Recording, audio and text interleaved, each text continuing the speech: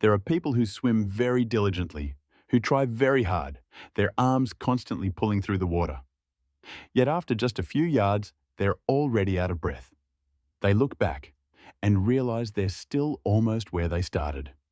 If you've ever felt that way, I want you to know something very important.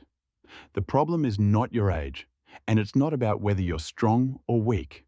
In swimming, especially for those over 60, there are rules that are very different from what we usually assume.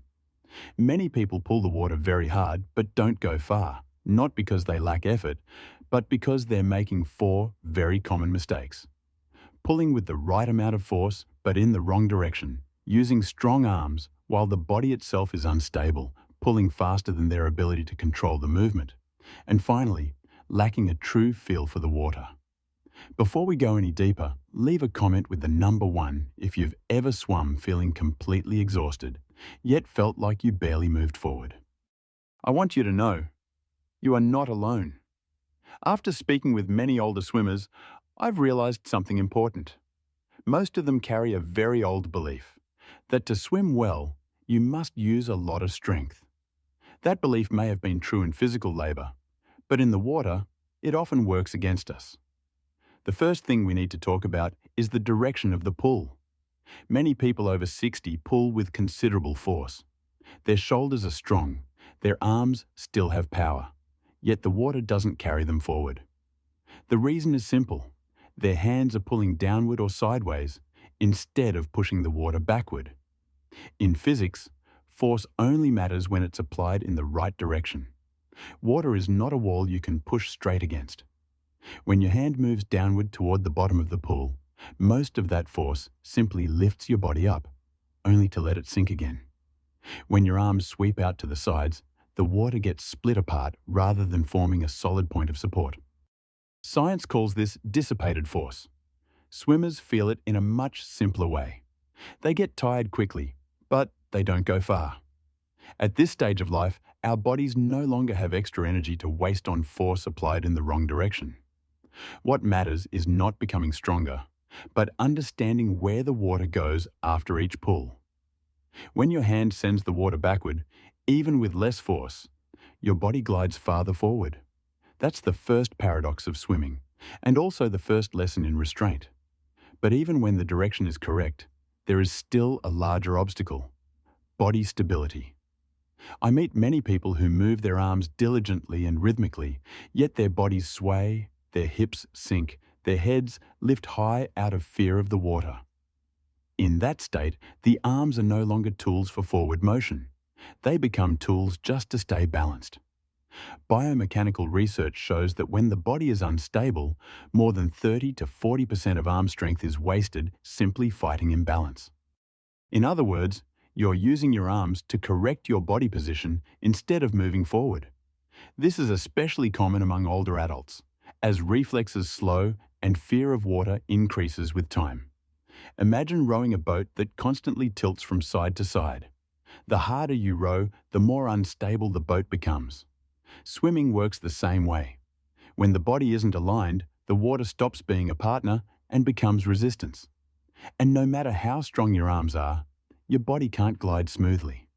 If you recognize yourself in this moment, leave a comment that says, "Okay," just one word, to let me know you're listening to your body. Once we understand direction and stability, we have to face another habit: pulling too fast.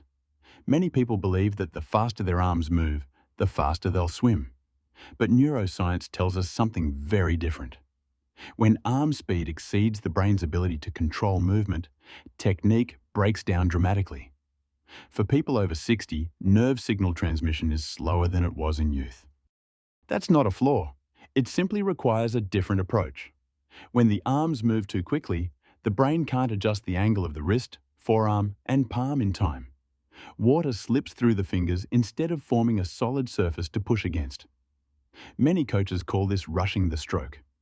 And rushed swimming always comes with early fatigue. When you slow down just a little, you give your brain time to feel the pressure of the water, to fine-tune each inch of movement.